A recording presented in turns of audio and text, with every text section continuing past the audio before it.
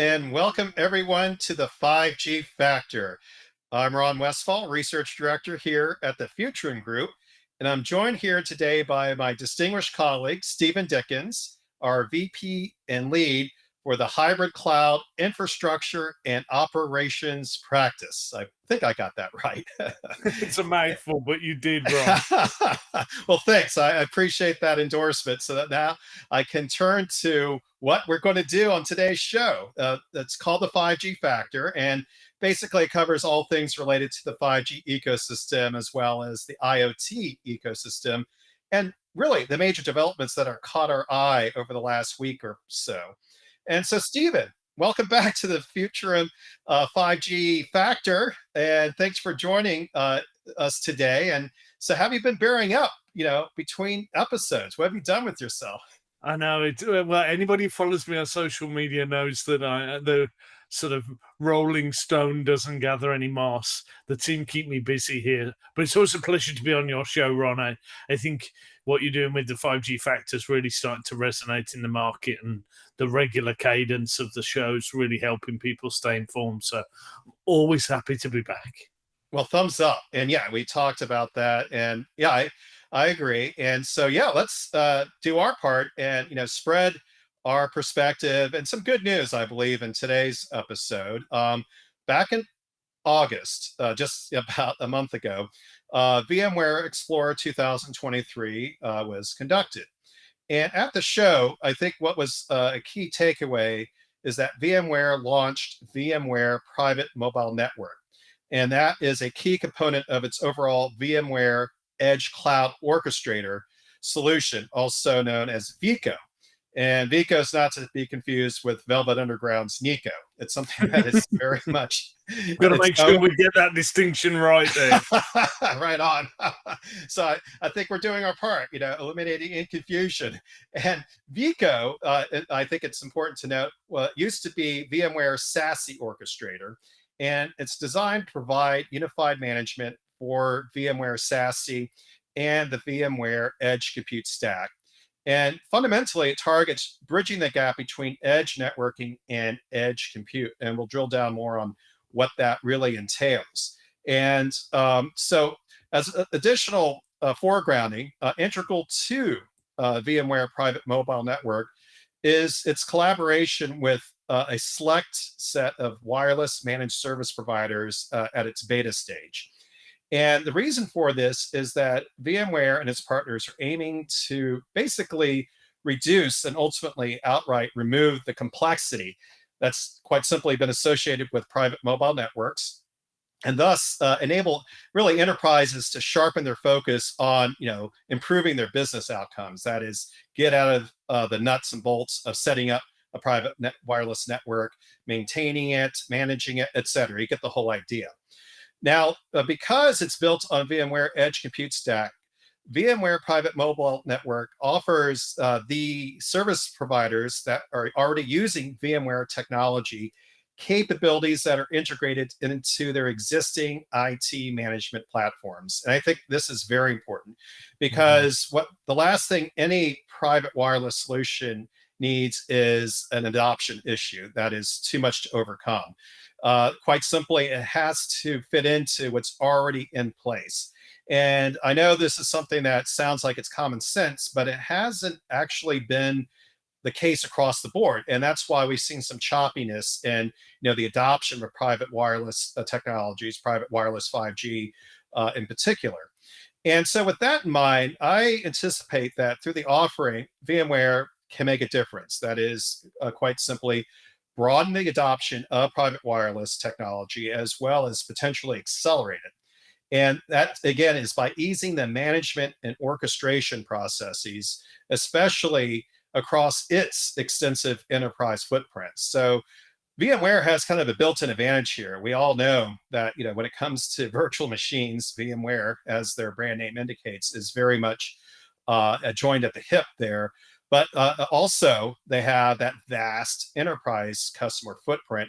And so I anticipate this will make a difference in encouraging, quite simply, that enterprise adoption to speed up more. It's already out there, but we expect that it'll be quite significant over the next few years, as long as some of these key pieces are in place. And so, with that in mind, VMware selected Betacom, Boingo Wireless, and Federated Wireless as its initial beta wireless service provider partners. And for me, that's a vote of confidence for those three players. It simply, I believe, provides a significant sales and marketing boost for these specialists, especially for raising industry awareness of their managed wireless service offering. And with that in mind, Stephen, what impressed you most about the recent VMware announcements? What basically wowed you in terms of what they are coming out with here? Yeah, I think you nailed it. I think the customer adoption, the three that you mentioned, Betacom, Boingo, and Federated Wireless, coming out of the gate, being so vocal in their adoption, is always a good thing to see. I think you also hit on it for me, and the key thing here is as enterprises and some of these carriers look to adopt this technology, it's always going to be easier for them from an adoption point of view if it's a consistent stack that they're used to, that they're using on the enterprise side of the house. And I think, Mhm. VMware's got hundreds and hundreds of thousands of customers. Pretty much every large enterprise in the world has got a VMware deployment of some description. So I think using that same common technology is a really good step here. So I think for me, those were the two big sort of takeaways.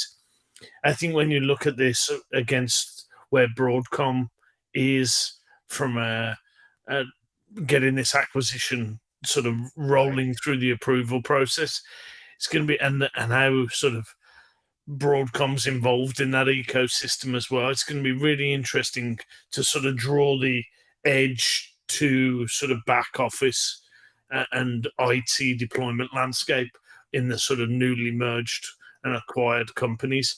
So I think that's going to be interesting. I think there's some really good capabilities that Broadcom will bring to this over time. So I think for me, what's going to be interesting, you mentioned there's a lot of word salad of naming and various product transitions going here. It's going to be really interesting. Broadcom's being really vocal about the $2 billion it's investing or plans to invest in the VMware portfolio. I think the Right. edge has got to be one of those areas it's got to invest in. I think the portfolio's pretty solid. I think they're in a pretty good place, but I think there's more work to do for them to fully capture the opportunity here. So I expect this to be a space that you and I are going to be watching at various VMware Explores in the next 2 or 3 years, and expecting this to be an area Broadcom further invests in as that acquisition closes out in relatively short order now. Yeah, bravo for naturally mentioning Broadcom. We can't talk about VMware without obviously talking about their suitor, which is pretty much at this juncture locked in, but we still have to wait for all the T's to be crossed and I's dotted before they can really provide an even more unified perspective on how to address emerging opportunities such as the private wireless niche within the overall edge computing environment. And I think it's a well-timed move by VMware because I already touched on the fact that, yes, the private wireless market is real, but it has had some choppiness in terms of its growth, in terms of the overall expectations. And that's not to say there have been some, important developments and inroads that have been accomplished by providers such as Nokia. That comes to mind. Arguably, they are the market leader when it comes to private wireless today. But in this summer, in addition to VMware, we saw key CSPs such as US Cellular, Swisscom, Globe Telecom, Virgin Media, O2, also basically throw their hat into the private wireless ring. And so I think this is just further validation like, okay, there's real opportunity here, and that you're seeing a wide spectrum of players, not just equipment providers, but also obviously the specialists, but managed service providers and the big telcos basically looking at this as a way to diversify their revenue streams. And with that in mind, I think the VECO orchestration automation will again be that difference maker, backed by Broadcom's silicon prowess. And so this could be like the secret, sauce that will, really catalyze VMware making, I think, a lot of waves in the space, moving the market needle, if you will. And so I think we basically covered VMware pretty thoroughly in terms of what their status is at this point. But I think it's also important to look at some of the other key cloud providers and what they're up to. And with that in mind, Stephen, I saw that Azure for operators and independent software vendors are stepping up their ongoing collaboration to advance the enablement of modern connected apps. And as background for this initiative, I think it's important to understand that Azure Multi-Edge Access Compute, or MEC, enables its customers to deploy applications and services closer to the end user. And the goal with that is to improve performance and reduce latency. And over the last year, at least, I have observed that operators and enterprises are beginning to really use the power of both public and private MEC more extensively. And as such, this can enable a host of new use cases across many of the industry verticals out there that we've been hearing a lot about. So specifically, Azure MEC solutions run on two tracks, public and private. And I think it's important to know the details of both of them. Specifically, Azure Public MEC integrates Azure services with the mobile operator's public 5G network connectivity. And so, as the name indicates, public is, again, fully aligned and linked to public networks. And what this can provide is a secure, high bandwidth connectivity for low latency applications, and it can help solve critical business problems at the operator's edge itself. Now, in parallel is the Azure Private MEC, and that combines network functions and edge optimized Azure services that can deliver the high performance and, again, that really low latency solutions over 4G and 5G to address the modern business needs of enterprise customers. And it's important to note why 4G and 5G invoke, because really the majority, the good majority of private wireless implementations are still 4G, but the investment and the adoption curve is going toward 5G. So 5G will steadily gain a greater and greater portion of this overall private wireless pie.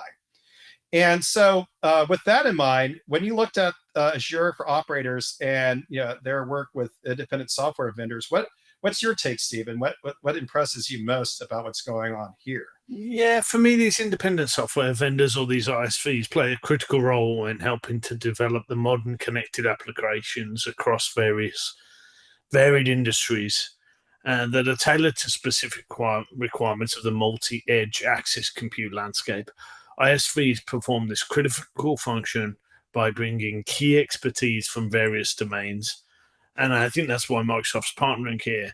And by developing these innovative solutions that leverage these capabilities across an edge computing platform. You and I were out at Mobile World Congress in February, one of the biggest sort of trade events of the year. And I'm sure our team, if it wasn't you, Ron, covered Azure for operators, where it was where Microsoft introduced ISP programs for Azure Private and Azure Public Multi-Edge Access Compute.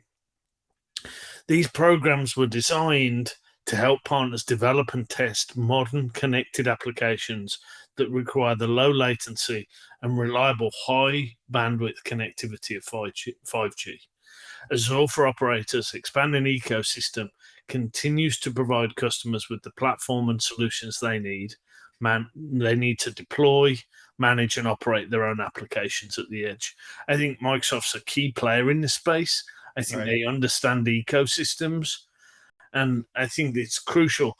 And what we're seeing here is those partners further deliver a diverse range of software solutions tailored for industry verticals.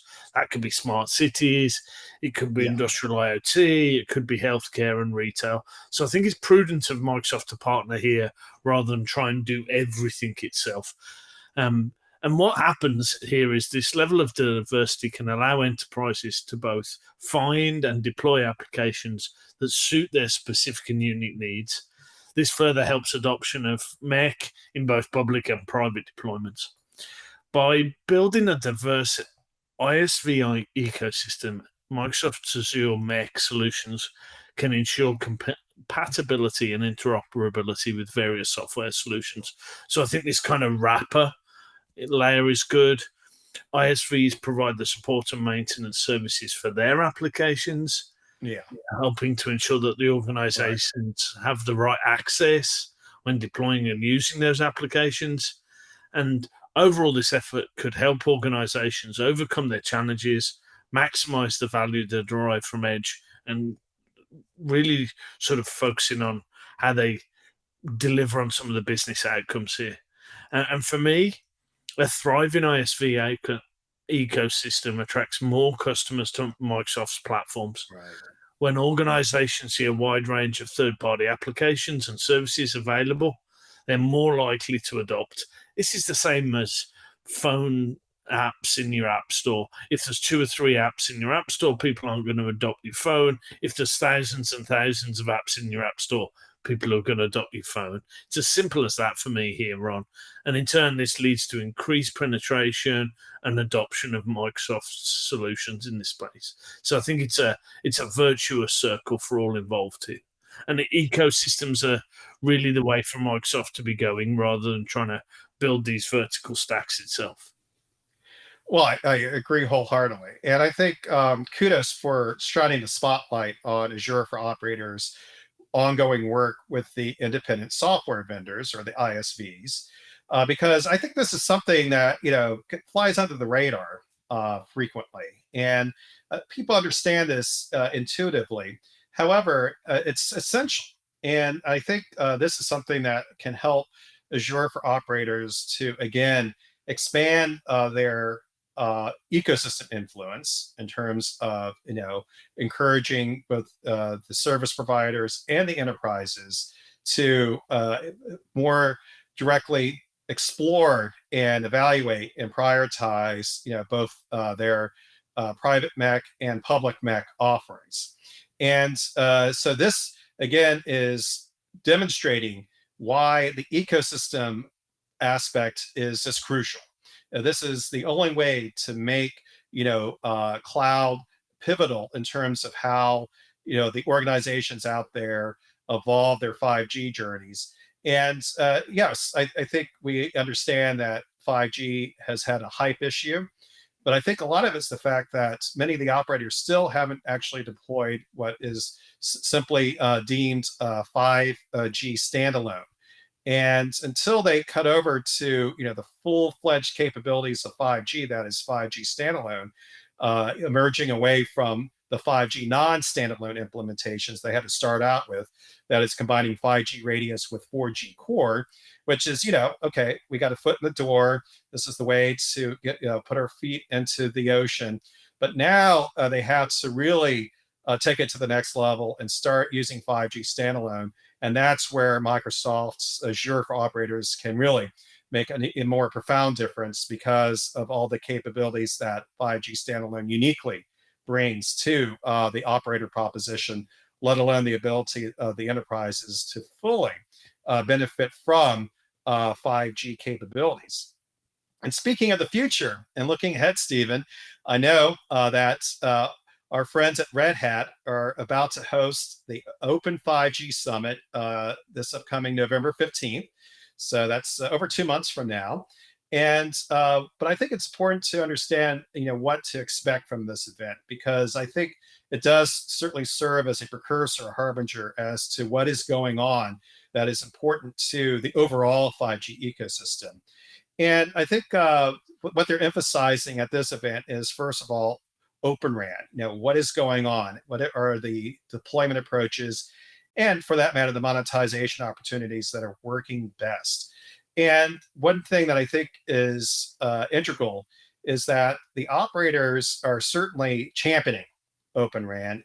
And Open RAN, again, I think is the touchstone, if you will, for a broader open 5G ecosystem. So if Open RAN is done right, if Open RAN can be established, then basically the entire 5G ecosystem can operate on a more open basis, getting away from the siloed proprietary implementations. While they've worked effectively, still limit the agility of the operators. And the operators clearly want to get away from being trapped in vendor proprietary type situations and so forth. So this is something that we've been hearing a lot about. Open RAN. It's making some progress. Granted, it's kind of baby steps at this juncture, but this is something that will have a lot of backing, not just from the service providers, but also government agencies and so forth, because of things like supply chain concerns and so on. And also, once again, our friend, the edge of the network. And this is, a place where Red Hat, because of its hybrid cloud credentials, can make a big difference, I believe. And that is, again, accelerating the private wireless and enterprise edge deployments, because many of the capabilities that we talked about with VMware also certainly apply to Red Hat, and certainly its strong partner, IBM. And again, that all links to making the hybrid cloud deployments that can underpin many of the 5G use cases and deployments quite simply more credible and more easy to adopt for the enterprises out there.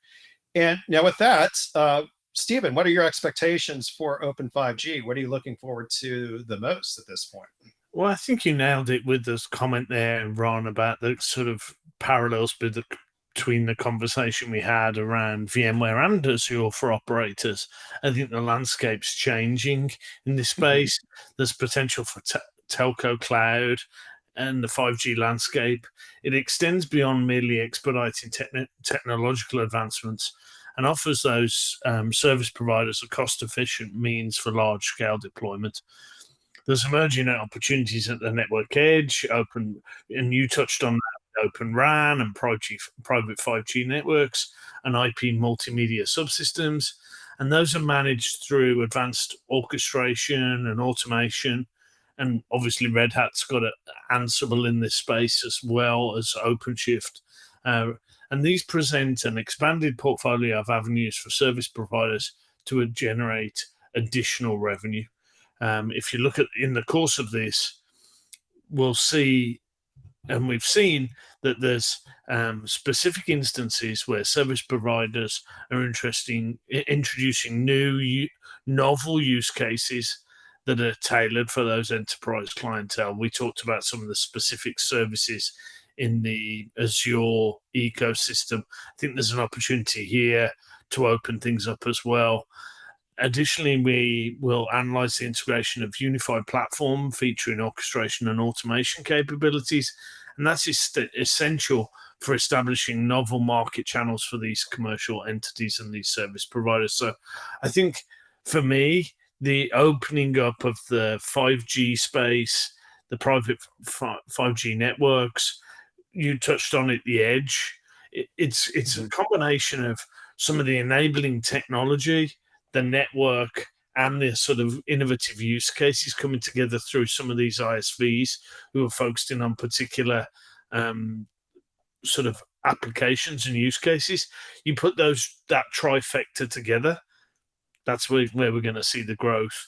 And I think without any one of those three legs, you wouldn't see the same sort of flywheel effect. But I think with those kind of three things starting to come together all at once, that's where we're seeing the growth happen and starting to see these things feed off each other.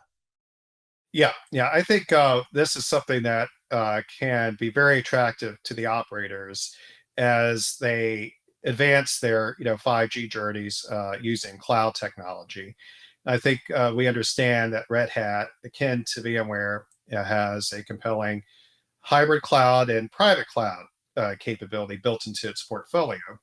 And we know that the telcos will never want their sensitive data exposed, out in the open. That would just be basically something that would severely disrupt their business if that were to occur. And it's not unique to them, but especially for telcos because they have larger customer bases and so forth. And so as a result, I think this is something that we'll definitely revisit because again, the event is in mid-November. Always happy to be on your show, Ron. Always happy to be invited back. Right on, Stephen. With that high note, thank you everybody for joining us.